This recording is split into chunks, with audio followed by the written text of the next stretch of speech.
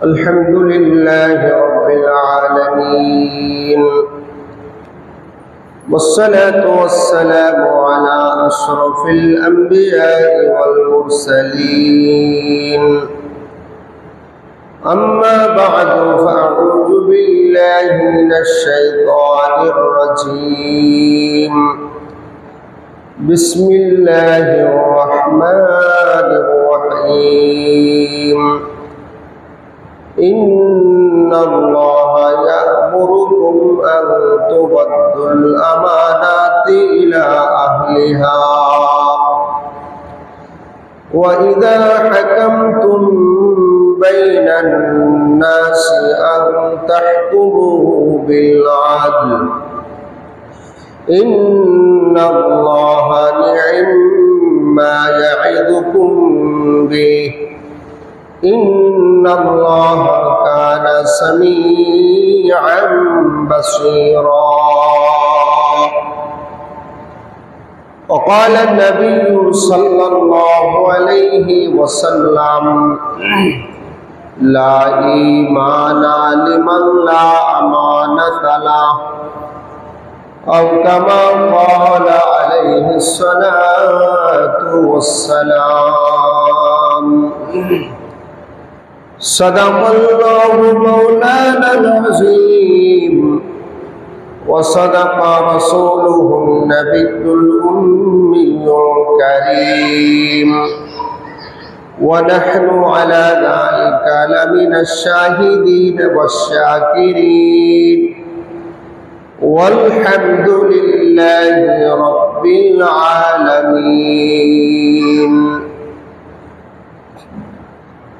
محبت সাথে দুরূদ ইব্রাহিম পাঠ করে আল্লাহুম্মা সাল্লি আলা মুহাম্মাদিন ওয়া আলা আলি মুহাম্মাদ কামা সাল্লাইতা আলা ইব্রাহিম ওয়া আলা আলি ইব্রাহিম ইন্নাকা হামিদুম মাজিদ।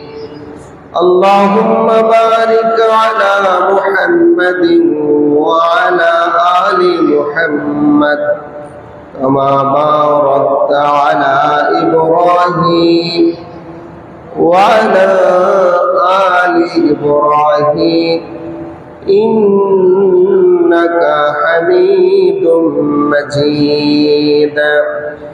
محبت ارشد ذکر کری لا الہ الا اللہ،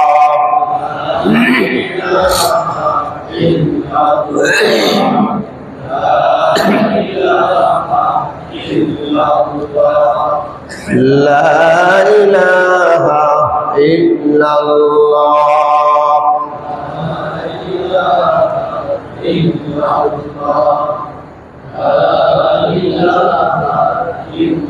اللہ اللہ کیا مبارک نام ہے، اللہ اللہ مومنوں کا کام ہے، لا الہ الا اللہ، لا الہ الا اللہ، لا الہ الا اللہ، وہ زمانے میں معزز تھے حامل قرآن ہو کر، ہم بیچارہ ایسا ذلیل خوار ہوا تارک قرآن ہو کر، لا الہ الا اللہ،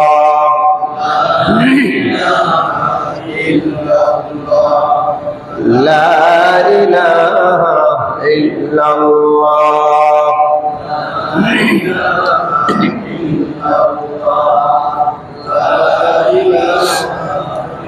لا إله إلا الله محمد رسول الله۔ সাল্লাল্লাহু আলাইহি ওয়া আলিহি ওয়াসাল্লাম। আলহামদুলিল্লাহ, আল্লাহ পাক রব্বুল আলামিনের আলিশান দরবারে লাখো কোটি শুকর ও সুজুদ। রব্বুল ইজ্জত ওয়াল জালাল আমাদেরকে ভালোবেসে দয়া করে মায়া করে সুস্থতার সাথে পবিত্র জুমার নামাজ আদায়ের জন্য আগে আগে মসজিদে আসার তৌফিক দান করেছেন। পাশাপাশি দ্বীনের কিছু কথা, কোরআন সুন্নাহর কিছু আলোচনা করা এবং শোনার মতো সুযোগ দান করেছেন। রব্বুল ইজ্জত ওয়াল জালালের দরবারে দিল থেকে অন্তর থেকে কালিমাতুশ শুকর আদায় করি, সকলেই পড়ি আলহামদুলিল্লাহ। লক্ষ কোটি দুরূদ ও সালাম পেশ করছি বিশ্ব মানবতার মুক্তির দিশারি মহামানব সর্বশ্রেষ্ঠ মানব হযরতে মুহাম্মদুর রাসূলুল্লাহ সাল্লাল্লাহু আলাইহি ওয়াসাল্লামের উপর। বিশেষভাবে স্মরণ করছি হযরত সাহাবী আজমাইন, তাবেঈন, তাবেঈন, আইম্মায়ে মুজতাহিদিন, সলফে সালিহিন, মরহুম আসাদায়ে কেরাম, পীর মাশায়েখ, যাদের মাধ্যমে দ্বীন শরীয়তের জ্ঞান অর্জন করেছি, তদনুযায়ী আমল করতে পারছি। আল্লাহ তাআলা তাদের রূহকে জান্নাতের সর্বোচ্চ মাকাম দান করেন। আওয়াজ করে বলি আমিন। সম্মানিত হাজিরিন, আজকে আমি আপনাদের খেদমতে মহাগ্রন্থ আল কোরআনের 4 নম্বর সূরা, 5 নম্বর পারা, 6 নম্বর পৃষ্ঠা, সূরাতুন নিসার 58 নম্বর আয়াতে কারিমা তেলাওয়াত করেছি। নবী আলাইহিস সালাতু ওয়াস সালামের অসংখ্য অগণিত পবিত্র জবান নিশ্চিত বাণী থেকে এক টুকরা হাদিসে পাক করেছি। আল্লাহ পাক রব্বুল আলামিন তৌফিক দিল আয়াতে কারিমা হাদিসকে সামনে নিয়ে কিছু কথা বলবো। তার আগে যেহেতু গত জুমায় আমরা সূরাতুল জুমারের 53 নম্বর আয়াতের আলোচনা যদি ধারাবাহিকভাবে করা হয় অনেক সময় 1-2 মাস চলে যাবে, সেজন্য এই আয়াতের ফিনিশিং দিয়ে আমরা ইনশাআল্লাহ, যেহেতু এই সফর মাস চলছে, সফরের পরে রবিউল আউয়াল মাস আসছে, নবী আলাইহিস সালামের পৃথিবীতে শুভাগমনের মাস চলছে। রবিউল আউয়াল মাস শুরু হলে আমরা নবী পাক সাল্লাল্লাহু আলাইহি ওয়াসাল্লামের জীবনী ইতিহাস আলোচনা করব, শুনব। তো সেজন্য আমরা আলোচনা লম্বা করব না ইনশাআল্লাহ। প্রিয় হাজরিন, আজানের সাথে সাথেই আমরা এখানে আলোচনা শোনার জন্য বসি। তো আজানের যে শব্দগুলি আছে, আজানের শব্দগুলির জবাব আছে হাদিসে, যে আজানের যে বাক্যগুলোর মুয়াজ্জিন দেন, এই আজানের জবাব দিতে হয়। 1, 2 নম্বর, আজানের পর একটা দোয়া আছে, দোয়া পড়তে হয়। এই আমলটি যিনি শুধু মুয়াজ্জিন সাহেব তিনি করবেন নাকি যারা শ্রোতা সবাই করবেন? সবাই করবেন।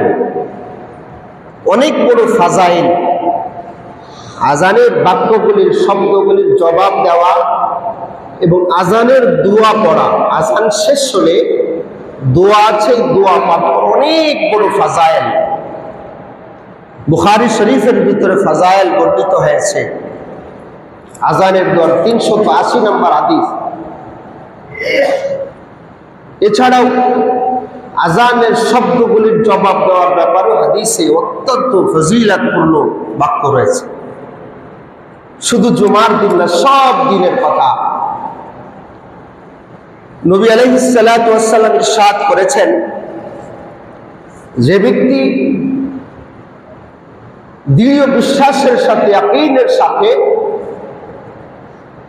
এই আজানের শব্দগুলির জবাব দিবে, অর্থাৎ নবী আলাইহিস সালাতু ওয়াস সালাম বলেন, মুয়াজ্জিন সাহেব যখন আজানের শব্দগুলো, বাক্যগুলো বলবেন, আল্লাহু আকবার, আল্লাহু আকবার, আমরা যারা শুনবো সাথে সাথে আমরাও কি বলবো? আল্লাহু আকবার, আল্লাহু আকবার। মুয়াজ্জিন সাহেব যখন বলবে আশহাদু আল্লা ইলাহা ইল্লাল্লাহ, শব্দ শেষ হওয়ার পর আমরাও বলবো আশহাদু আল্লা ইলাহা ইল্লাল্লাহ। মুয়াজ্জিন সাহেব যখন বলবে আশহাদু আন্না মুহাম্মাদার রাসূলুল্লাহ, জবাবে বলতে হবে আশহাদু আন্না মুহাম্মাদার রাসূলুল্লাহ। মুয়াজ্জিন সাহেব যখন হাইয়া আলাস সালাহ হাইয়া আলাল ফালাহ বলবে, তখন আমাদের বলতে হবে লা হাওলা ওয়ালা কুওয়াতা ইল্লা, লা হাওলা ওয়ালা কুওয়াতা ইল্লা। কোন বর্ণনা আসছে যে মুয়াজ্জিন যেভাবে বলবে লা হাইয়া আলাস সালাহ হাইয়া আলাল ফালাহ, আমরা সেভাবেই বলবো, কিন্তু অধিক প্রসিদ্ধ সহিহ বর্ণনা হলো মুয়াজ্জিন যখন বলবে হাইয়া আলাস সালাহ, আসো নামাজের দিকে, তখন আমরা বলবো লা হাওলা ওয়ালা কুওয়াতা ইল্লা বিল্লাহ। মুয়াজ্জিন যখন বলবে হাইয়া আলাল ফালাহ, এসো কল্যাণের দিকে, তখন আমরা জবাব দিব কি লা হাওলা ওয়ালা কুওয়াতা ইল্লা বিল্লাহ। আর ফজরের নামাজে একটা জবাব আছে, as-সালাতু খায়রুম মিনান নাওম, আছে না? সাদাকতা ওয়া বারাকতা, এই জবাব। ফজরে তো অনেকে ঘুমায় থাকে, ফজরের নামাজের আসার সুযোগ হয় না। এরপর আল্লাহু আকবার, আল্লাহু আকবার, লা ইলাহা ইল্লাল্লাহ, ঠিক এভাবেই বাক্যগুলোর জবাব দিতে হবে। নবী আলাইহিস সালাতু ওয়াস সালাম বলেন, যে ব্যক্তি মুয়াজ্জিনের আযানের সাথে সাথে এই শব্দগুলোর নিজেও বলবে, জবাব দিবে, দাখালাল জান্নাহ, সে আল্লাহ পাকের জান্নাতে প্রবেশ করবে। জোরে বলেন সুবহানাল্লাহ। কোথায় প্রবেশ করবে? জান্নাতে প্রবেশ করবে। কত ছোট আমল, এই আমলটা করতে কি আমাদের কষ্ট হবে? সহজ আমল। দ্বিতীয়ত হচ্ছে আযান যখন শেষ হবে, আযানের একটা জবাব আছে, আছে কিনা? আল্লাহুম্মা রাব্বা হাযিহি দাওয়াতি তাম্মা as-salatil qa'ima আতি মুহাম্মাদানিল ওয়াসিলাতা ওয়াল ফাযিলা ওয়াবআসহু মাকামান মাহমুদান আল্লাযী ওয়া'আদতা ওয়ারযুকনা শাফাআতাহু ইয়াওমাল কিয়ামাহ ইন্নাকা লা তুখলিফুল মিআদ। এটুল আযান শেষ হওয়ার পরে জবাব। নবী আলাইহিস সালাতু ওয়াস সালাম ইরশাদ করেন, যে ব্যক্তি আযান শেষ হওয়ার পরে, মুয়াজ্জিনের আযান শেষ হওয়ার পরে জবাব দিবেন। কিতাবের ভিতর আযানের জবাব হলো দুই প্রকার। আযানের জবাব দুই প্রকার। একটি হলো আযান হওয়ার পরে এই দোয়া পাঠ করা, আযানের শব্দের জবাব দেওয়া।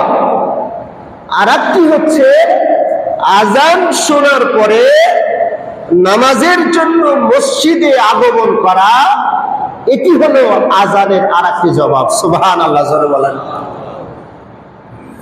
এজন্য নবী আলাইহিস সালাম বলেন, যারা আযান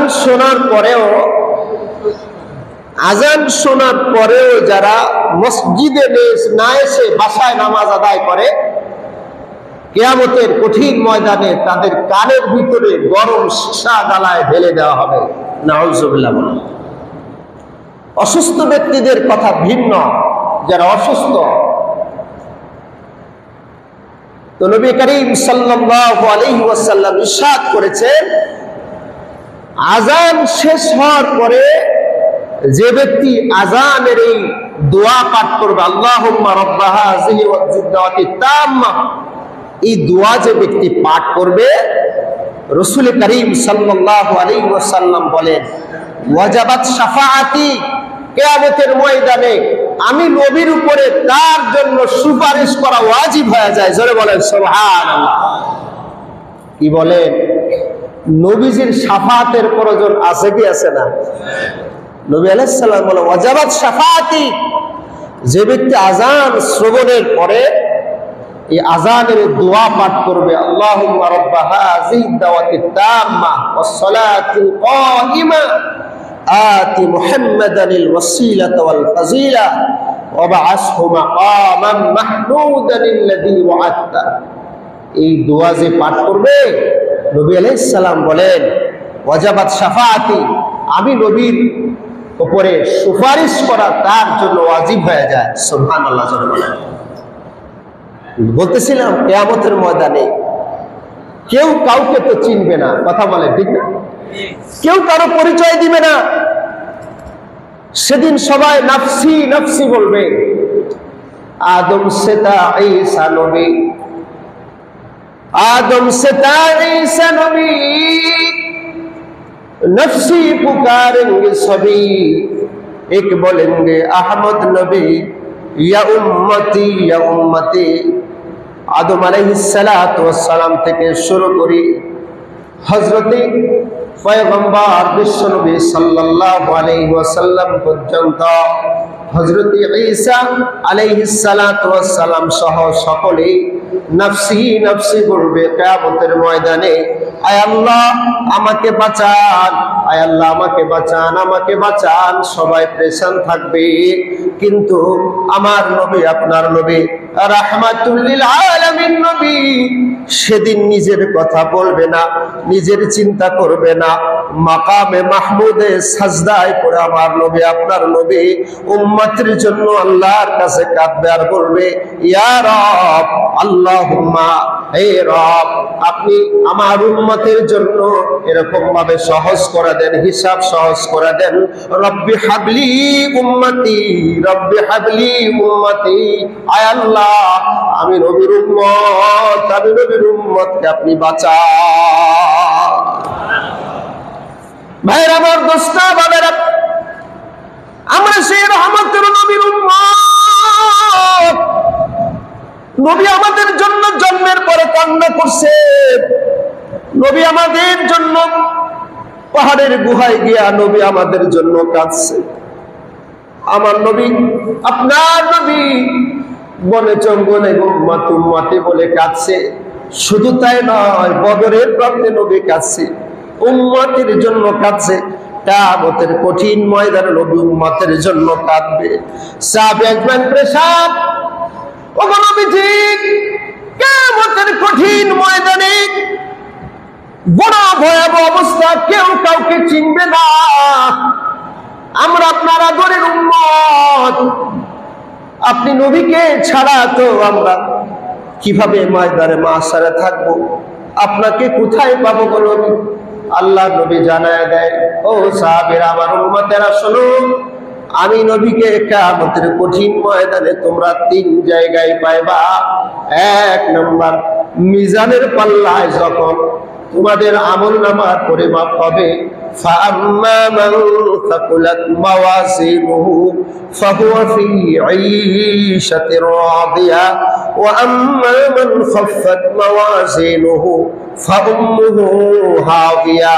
যাদের আমলের পাল্লা ভারী হবে, নেকের পাল্লা নরম হবে, তাদের জন্য খুশির সংবাদ জান্নাত। আর যাদের আমলের পাল্লা হালকা হবে, গুনাহের পাল্লা ভারী হবে, তাদের জন্য জাহান্নামের ফয়সালা। এ সাহাবীরা শুনো, আমি নবী এরকম কিয়ামতের কঠিন ময়দানে মিজানের পাল্লার পাশে থাকবো। আমি দেখবো আমার কোন গুনাহগার উম্মতের আমলনামা হালকা হয়ে যায়, আমি নবী তার জন্য সুপারিশ করতে থাকব।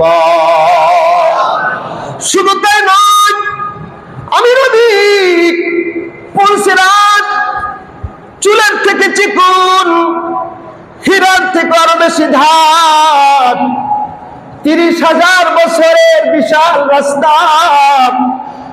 গুনাহগারেরা যখন পুলসিরাতের উপর পুলসিরাত পাড়ি দেওয়ার জন্য রওনা করবে, গুনাহগারেরা খেটে খেটে সেদিন জাহান্নামের আগুনের ভিতরে পড়ে যাবে। আমি নবী সেদিন পুলসিরাতের পারে থাইকা আমার গুনাহগার উম্মতের জন্য আমি নবী সুপারিশ করা করা তাদেরকে জান্নাতে দিয়া দিব। শুধু তাই নয়, জাহান্নামের দরজার পাশে আমি নবী দাঁড়িয়ে থাকব।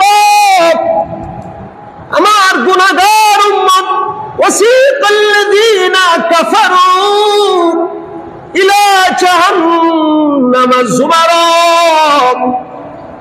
গুনাহগার উম্মতদেরকে শৃঙ্খলিতবদ্ধ করে জাহান্নামের দিকে টেনে হেসে হেসে নিবে। আমি নবী সেদিন জাহান্নামের গেটের ভিতর দাঁড়িয়ে দাঁড়িয়ে বলবো, এ ফেরেশতারা, এটা তো আমার উম্মত দেখা যায়।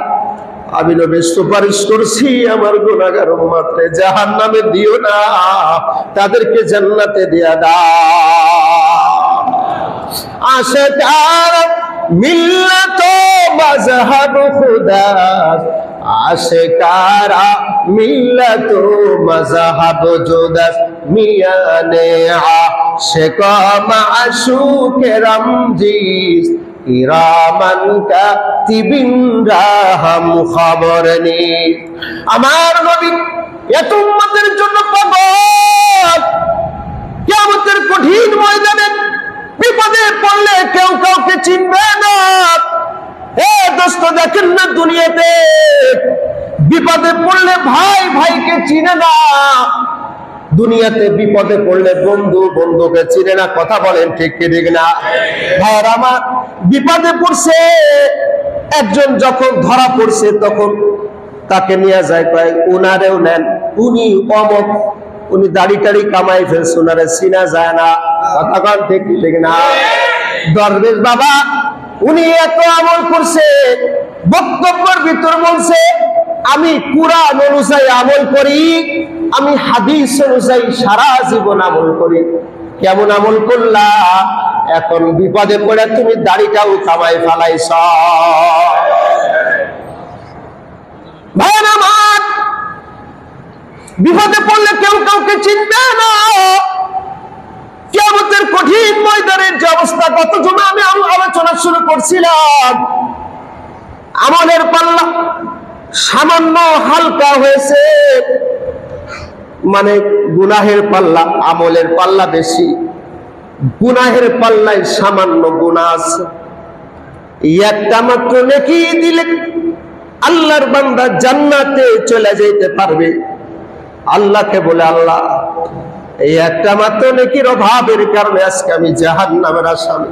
আয় আল্লাহ, কিয়ামতের ময়দানে আমার মা আছেন, কিয়ামতের ময়দানে আমার বাবা আছে, আমার ভাই আছে, আমার বোন আছে, আমার সন্তান আছে, আমার স্ত্রী আছে। আল্লাহ একটু সুযোগ দে, কিয়ামতের ময়দানে ঘুরে ঘুরে ঘুরে ঘুরে একটা নেকির ব্যবস্থা করি। আল্লাহ বলবে, বান্দা যাও, এই একটা মাত্র নেকি যদি ম্যানেজ করতে পারো, ব্যবস্থা করতে পারো, তাহলে আমি তোমাকে নেকির বসিলা করে জান্নাতে দিয়ে দিব। এখন কিয়ামতের ময়দানে চলে গেছে, ময়দানে মাশারে গিয়া আল্লাহ তাআলা সূরাতুন নাজিয়াতের ভিতরে বলেন, ইয়াউমা ইয়াফিরুল মারউ মিন আখিহি ওয়া উম্মিহি ওয়া আবিহি ওয়া সাহিবাতিহি ওয়া বানিহি লিকুল্লি ইমরিইম মিনহুম ইয়াউমা ইযিন শাআনুন ইউগনি। কিয়ামতের কঠিন ময়দানে সে তার ভাইয়ের কাছে যাবে, বলবে, ভাই রে, আমরা একসাথে আমরা চলাফেরা করেছি, ও ভাই আমরা রাতের বেলা দুই ভাই একসাথে ঘুমিয়েছি, ভাই রে আজকে কিয়ামতের ময়দানে বড় মুসিবতে পড়ে গেছি, বড় বিপদে পড়ে গেছি। ভাই তুমি যদি আজকে একটা মাত্র নেকি আমাকে দিয়ে দাও, আমি জাহান্নামের আগুন থেকে বেঁচে যাব। ভাই রে তুমি একটা মাত্র নেকি আমাকে দাও, তোমার আমলনামা থেকে আমি জান্নাতে চলে যাই। সাথে সাথে ভাই বলবে, কে রে ভাই, তোমারে চিনলাম না, দুনিয়াতে আমার কোনো ভাই ছিল না, তোমার আমি চিনলাম না, নাফসি নাফসি বলা ভাই ভাইয়ের থেকে পালাবে, ভাই ভাইয়ের পরিচয় সেদিন দিবে না। আখি ওয়া উম্মিহি, মা জননীর কাছে যাবে, বলবে, মা ও মা, দেখেন আমি আব্দুল্লাহ আপনার সন্তান 10 মাস গর্ভে ধারণ করে বড় কষ্ট করে লালন পালন করেছিলেন। ও মা, 2টা বছর পর্যন্ত স্তনের দুধ পান করে আমাকে তিলে তিলে বড় করছেন। মা, ও মা, আমার জন্য আপনি কত কষ্ট করেছেন, আজকে আমি বড় মুসিবতে পড়েছি, বড় বিপদে পড়েছি। ও মা, তুমি আজকে আমাকে একটা নেকি দেয়া দাও, আজকে তুমি যদি আমাকে একটা নেকি দাও গো মা, তাহলে আমি জাহান্নামের আযাব থেকে বেঁচে মা আমি জান্নাতে যেতে পারবো। ও মা, তুমি আমাকে একটা নেকি দিয়ে দাও। সাথে সাথে মা বলবে, কে আমার সন্তান রে, দুনিয়াতে আমার কোনো সন্তান ছিল না, আমি তোমারে চিনি না, তুমি যেদিক থেকে আসছো সেদিকে যাও, নাফসি নাফসি নাফসি, আয় আল্লাহ আমাকে বাঁচাও, আয় আল্লাহ আমাকে বাঁচাও। মা সেদিন সন্তানের পরিচয় দিবে না। ওয়া উম্মিহি ওয়া আবিক, বাবার কাছে যাবে, বাবা আপনি আমাকে বড় কষ্ট করে লেখাপড়া শিখাইছেন, ও বাবা আমার জন্য আপনি মাথার ঘাম পায়ে ফেলে আমাকে আপনি বড় করেছেন বাবা। ও বাবা, আজকে আপনার আমার একটা মাত্র নেকির অভাব, একটা মাত্র নেকি দিয়ে দেন, আমি জাহান্নাম থেকে মুক্ত হয়ে আজকে আমি জান্নাতে চলে যাব। বাবা বলবে, কে আমার সন্তান, তোমারে চিনলাম না, নাফসি নাফসি বলা সেদিন সন্তান থেকে পালাবে। বাবা সেদিন সন্তানের পরিচয়টা দিবে না। ও উম্মিহি ওয়া আবিহি ওয়া বানিক, নিজের কলিজার টুকরা সন্তানের কাছে যাবে সন্তান, আমার কলিজার টুকরা সন্তান, তোমাকে আমি তিলে তিলে বড় করছি, বড় কষ্ট করেছি, তোমাকে আমি লালন পালন করে বড় করছি বাবারে। ও বাবা, আজকে আমি বিপদে পড়ে গেছি, একটা মাত্র নেকি দাও, আজকে আমি জাহান্নাম থেকে মুক্তি পেতে পারি। সন্তান বলবে, না দুনিয়াতে আমার বাবা ছিল না। ও সাহিবাতিহি, স্ত্রীর কাছে যাবে, প্রিয়তমা বিবি 40টা বছর একসাথে সংসার করেছি, রাতের বেলায় তোমাকে ছাড়া ঘুমাইতে পারি নাই, কোনো অপরিচিত জায়গায় গেলে রাতে ঘুমাইতে পারি নাই, একই বালিশে মাথা দিয়ে ঘুমাইছি। আজকে আমি বড় বিপদগ্রস্ত মুসিবতে পড়ে গেছি, তুমি আমার কত সাহায্য করেছো, তুমি আমার বিপদে কত সুন্দর পরামর্শ দিয়েছো, আমার বিপদের সময় তুমি আমার পাশে ছিলে। ও বিবি, আজকে কঠিন মুসিবতে বিপদে পড়ে গেছে, একটা মাত্র নেকি দাও, আমি আজকে জান্নাতে চলে যাব, নতুবা আমি জাহান্নামের আগুনের লাকড়ি হয়ে যাব। সাথে সাথে বিবি বলবে, কে আপনি, আপনারা চিনলাম না, দুনিয়াতে তো আমার বিবাহ হয় নাই, দুনিয়াতে আমার স্বামী ছিল না, যাও। নাফসি নাফসি বইলা সেদিন স্ত্রী পালাইতে থাকবে, স্বামীর পরিচয় সেদিন দিবে না।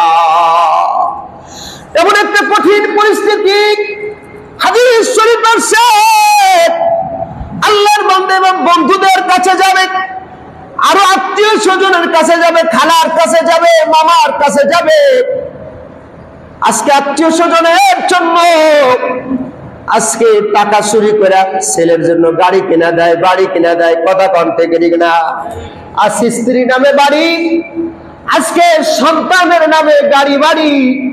যেই সন্তানের জন্য এত কষ্ট করেছে, সেই সন্তান কিন্তু বিপদের দিনে, মুসিবতের দিনে একটু পরিচয় দিবে না। এই কঠিন মুসিবতের দিন আল্লাহর বান্দা কাঁদতে কাঁদতে কিয়ামতের ময়দানে মালিকের কাছে ফিরে যাইবে। পথিমধ্যে একজন আসামির সাথে দেখা, সেও কান্না করে, কিন্তু সে রাস্তার ধারে বসে বসে কিয়ামতের ময়দানে সে কাঁদতেছে। ডাক দে বলে, ভাই তুমি কান্না করো কেন? বলে, আমি তো জাহান্নামের আসামি, এই জন্য আমিও কান্দি। বলে, আপনি এত কান্না করেন কেন? বলে, আমার কান্নার কারণ হলো আমি জাহান্নামের আসামি ঠিক, কিন্তু আমার একটা মাত্র নেকির অভাব, এই একটা মাত্র নেকি কম হয়েছে। আমি একটা মাত্র নেকির জন্য আমি পুরা কিয়ামতের ময়দান দৌড়াইলাম। স্ত্রীর কাছে গেলাম, পরিচয় দিল না। মার কাছে গেলাম, বাবার কাছে গেলাম, আত্মীয় স্বজনের কাছে গেলাম, কেউ পরিচয় দিল না। এই জন্য আমি আফসোস করে কান্দে, হায় রে দুনিয়াতে কাদের জন্য এত কিছু করলাম কেউ তো চিনল না, বলো তো ভাই তোমার কি বিপদ? বলে শোনেন, আপনার তো শুধু আমলনামার ভিতরে নেকি আর নেকি, একটা মাত্র গুনাহের কারণে, সামান্য গুনাহের কারণে একটা নেকির প্রয়োজন, কিন্তু আমি এমন অপরাধী গো, আমি এমন বড় আসামি, আমি সারা জিন্দেগি কোনো নেকির কাজ করি নাই, সারা জিন্দেগি আমি কোনো ভালো কাজ করি নাই। এমন আল্লাহর বান্দা আছে নিজেরে মুসলমান দাবি করে কিন্তু জুমার নামাজটাও পড়ে না, ঈদের নামাজটাও পড়ে না, হারাম নিয়ে ব্যস্ত, মা বাবা মারা গেলে জানাজার নামাজটাও পড়ে না। আছে কিনা? এমন অপরাধী দুনিয়াতে আছে, বলে আমি এমন অপরাধী, আমি জিন্দেগিতে কোনো ভালো কাজ করি না, আমি তো নিশ্চিত জানি আমি জাহান্নামের আসামি, কিন্তু আমার আমলনামা যখন পরিমাপ শুরু করছে, মিজানের পাল্লায় যখন আমার আমলনামার পরিমাপ শুরু হয়েছে, দেখি যে আমার আমলনামার ভিতরে শুধুমাত্র একটা নেকি আছে। জোরে বলেন কয়টা? আর একটু জোরে বলেন কয়টা নেকি? আমার আমলনামায় শুধুমাত্র একটা নেকি আছে, আর আমার হায়াতের জিন্দেগিতে গুনার গুনাহ। এই জন্য আল্লাহ তাআলা আমার ব্যাপারে আদেশ করেছে, ইনতালিকু বিআবদি ইলান নার, আমার এই বান্দারে জাহান্নামে নিক্ষেপ করে দাও। এখনই ফেরেশতারা জাহান্নামে নিক্ষেপ করবে, এজন্য আমি অপেক্ষায় আছি জাহান্নামের, আর কান্না করি। তো ভাইরে, তুমি তো একটা মাত্র নেকির অভাব, আর আমার কাছে একটা মাত্র নেকি আছে, আমি একটা মাত্র নেকি দিয়া আল্লাহ জান্নাতে যেতে পারবো না।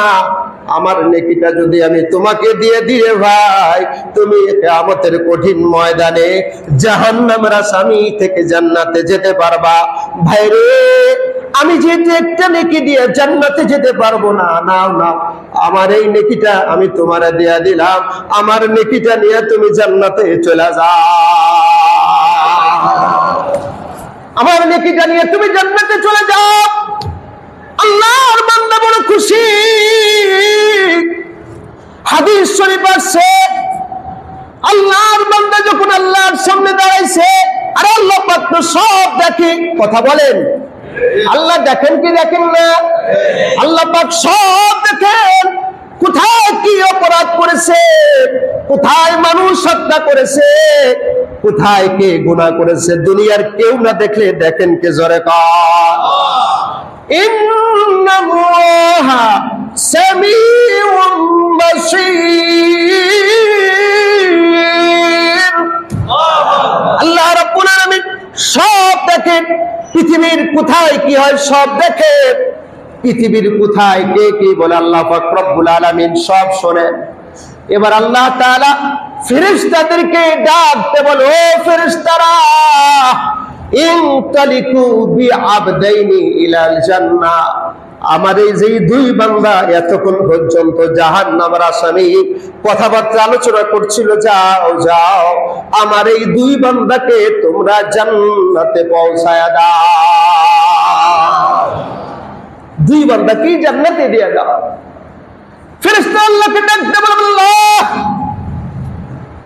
একটা মাত্র নেকির অভাবের কারণে পুরো ময়দানে মাশার চিনি দৌড়াইলে তার তো নেকির ব্যবস্থা হয়ে গেছে, সে জান্নাতে যেতে পারে, কিন্তু যে ব্যক্তির একটা মাত্র নেকি ছিল সেটাও তো দিয়া দিল, যেহেতু সে দিয়া দিল, তাহলে সে কিভাবে জান্নাতে যায়? তার আমলনামায় তো একটা মাত্র নেকিও নাই, সে কিভাবে জান্নাতে যায়?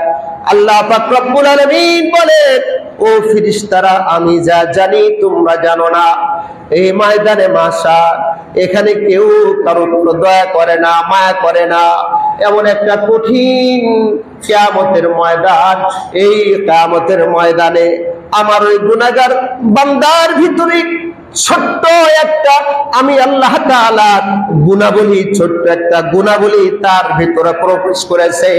সেটাই বলেছিলাম সূরাতুন নাজিয়াতের 53 নম্বর আয়াতে আল্লাহ তাআলা বলেন, ইয়া আইয়ুহান নাস, আল্লাহ তাআলা বলেন, ইয়া ইবাদি লা তাকনাতু মির রাহমাতিল্লাহ, আমার রহমত থেকে তোমরা নৈরাশ হও না। ইন্নাল্লাহা ইয়াগফিরুদ দুনুবা জামিআ, আল্লাহ তাআলা তোমাদের জিন্দেগীর সমস্ত গুনাহ কি করবেন, ক্ষমা করে দিবেন।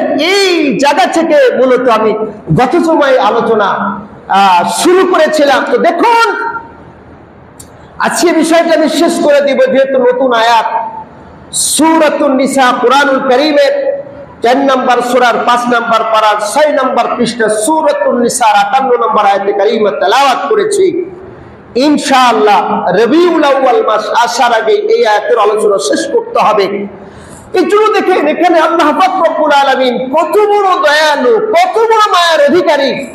মুসনাদ আহমদ হাদিসের কিতাবের ভেতরে ঘটনা আসছে যে আগের জামানায় বনি ইসরাইলের জামানার ভেতরে একজন জালেম ব্যক্তি ছিল। এমন কোন গুনাহ নেই যে সে করে না, বিপদে পড়লে মানুষের সাথে আরো সে ক্ষতি করার চেষ্টা করে। এমন মুসলমান সমাজে আছে কি নেই? যে একজন মানুষ বিপদে পড়লে আরো একটু বিপদে ঠেলে দেওয়ার জন্য চেষ্টা করে, বিপদ থেকে উদ্ধারের চেষ্টা করে। কিফিল নামক জালিমের কাছে একজন স্বামীহারা মহিলা, বিধবা নারী, এতিম বাচ্চাদেরকে নিয়ে বড় কষ্টে দিন কাটাচ্ছে। বাচ্চারা ক্ষুধার যন্ত্রণায় ছটফট করছে। কিফিল ধনী মানুষ, জালেম মানুষ তার কাছে গিয়ে বলে, কিফিল তুমি আমাকে একটু সাহায্য করো, আমি বড় বিপদগ্রস্ত।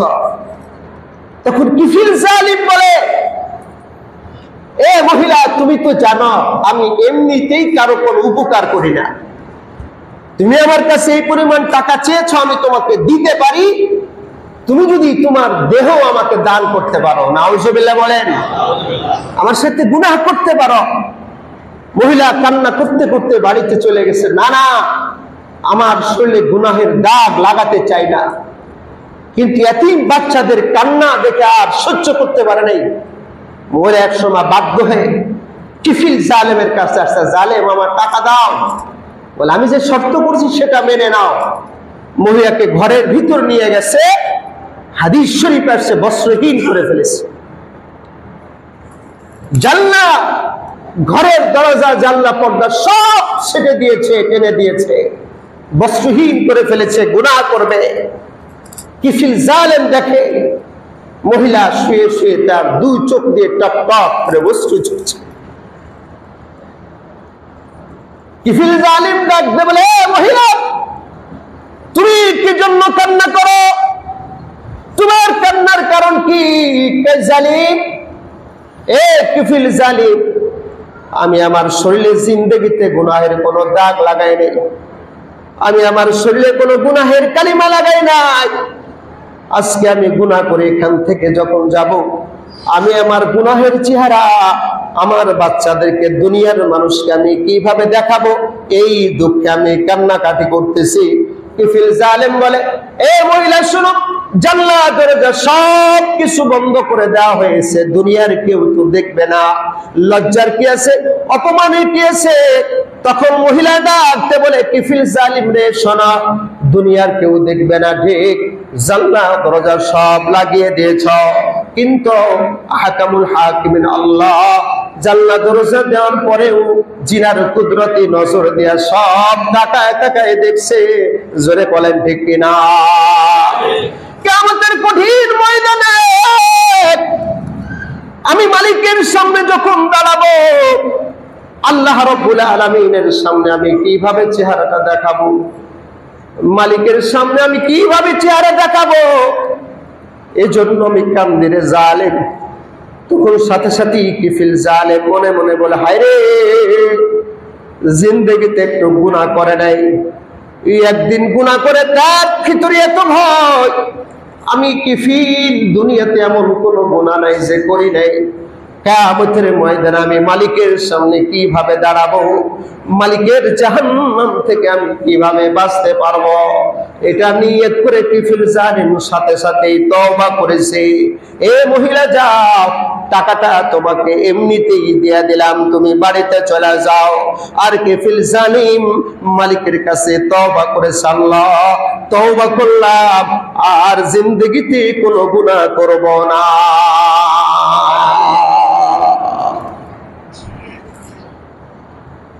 তওবা হলো আন-নাদামা, অনুশোচনা। মুসা আলাইহিস সালাতু ওয়াস সালামের জামানায় বৃষ্টি হয় না। মুসা আলাইহিস সালাম মিশরের সব মুসলমানকে একত্রিত করছে, দোয়া করো আল্লাহ যেন বৃষ্টি দেন। আল্লাহ তাআলা মুসা আলাইহিস সালামের কাছে সাথে সাথে ইলহাম করেছে, মুসা এই তোমার মুসলমানদের ভিতরে একজন গুনাহগার আছে, সে যতক্ষণ পর্যন্ত এই মজলিসে থাকবে আমি আল্লাহ পাক বৃষ্টি দিব না, তাকে মজলিস থেকে বের হয়ে যেতে বলো, আমি আল্লাহ বৃষ্টি দিয়ে দিব। মুসা আলাইহিস সালাম ডাইরেক্ট আল্লাহর সাথে কথা বলতেন। কথা বলেন ঠিক ঠিক না? মুসা আলাইহিস সালামের কোরআনে কারীমে সব থেকে বেশি মুসা এবং ফেরাউনের কথা আসছে। কথা বলেন ঠিক ঠিক না? ইনশাআল্লাহ মুসা আলাইহিস সালামের জীবনী, ফেরাউনের কাহিনী অন্য একদিন আলোচনা করব ধারাবাহিকভাবে ইনশাআল্লাহ। তখন মুসা আলাইহিস সালাম বলছে আল্লাহ শেখে, সাথে সাথে উনি ধমকের সুরে বলে, নাফরমান এই মজলিসের ভেতর আসো, সাবধান, তুমি বড় অপরাধী, তোমার কারণে মিশরের মানুষ বড় কষ্টে আছে, এই মুহূর্তে এই মজলিস থেকে তুমি বের হয়ে যাও। তুমি যদি বের না হও আমি আল্লাহর কাছ থেকে জিজ্ঞেস করে নেব তুমি কে। বলেন এই অপরাধী কি সহজে বের হবে? আরো জোরে বলে বের হবে? এই মজলিসের ভিতরে আমরা তো অনেক অপরাধী আছি, যদি কোনো অপরাধীকে নির্দিষ্ট না থাকে কেউ কি সহজে বের হবে? বের হবে না, বের হচ্ছে না। কিন্তু তো কান্নারও সুযোগ নাই। কথা বলেন আছে? যদি কান্না করে পাশের মানুষ তো বুঝে ফেলবে, যদি হাত তোলে পাশের মানুষ তো বুঝে ফেলবে। এই জন্য আল্লাহর বান্দার ভিতরে ভিতরে অনুশোচনা আসছে, ভিতরে ভিতরে মালিকের কাছে কাঁদছে, আয় আল্লাহ আমি জীবনে যত গুনাহ করেছি আর জিন্দেগিতে কোনো গুনাহ করব না, আপনি আমাকে ক্ষমা করে দেন। এই মনে মনে তওবা করেছে, আল্লাহ তাআলা সাথে সাথে রহমতের বৃষ্টি বর্ষণ শুরু করেছে। যারা বলেন সুবহানাল্লাহ। পয়গম্বর মুসা আলাইহিস সালাম বলেন, আল্লাহ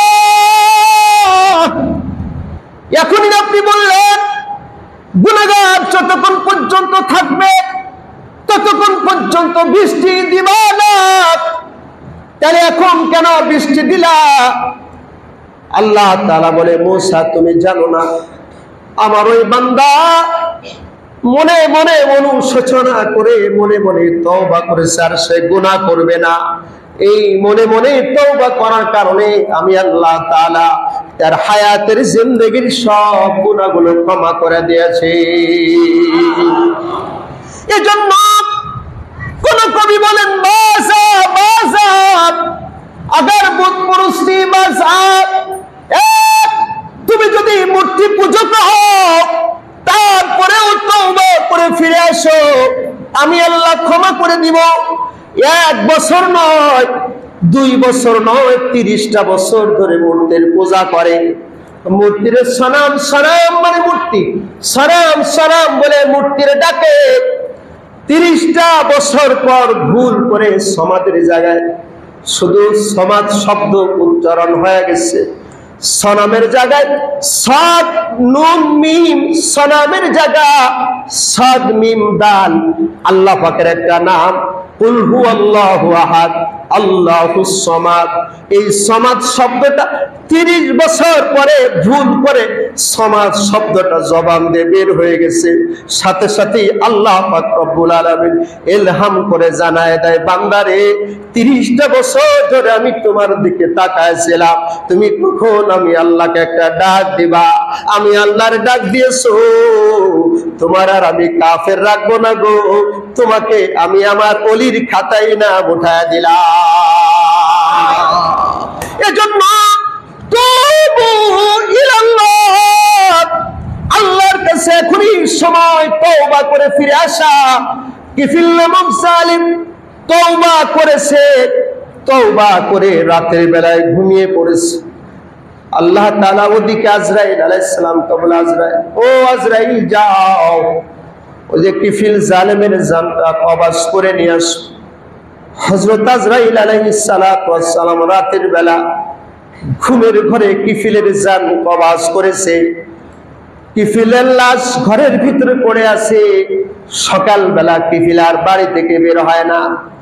লোকজন বলে কি ব্যাপার, আজকে কিফিল ঘর থেকে কেন বের হয় না? খোঁজ খবর নিয়ে জানা গেল কিফিল রাতের বেলায় মারা গেছে।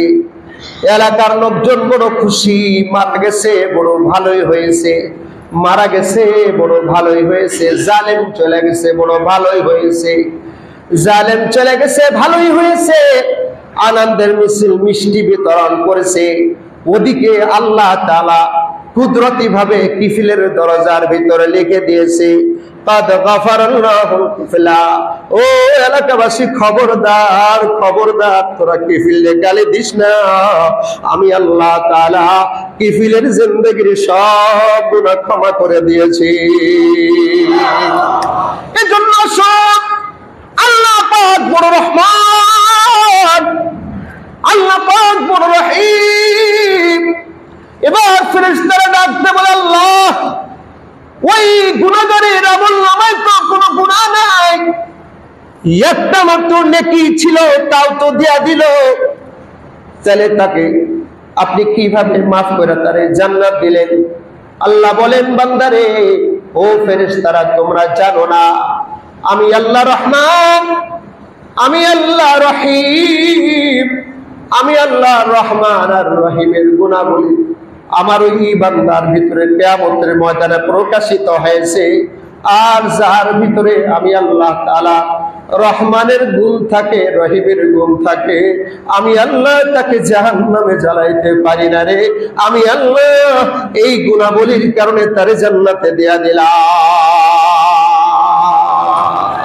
এই জন্য শুন, আমাদের এখন দয়া দেখাতে হবে, কথা বলে ঠিক না? আমাদের মায়া দেখাতে হবে।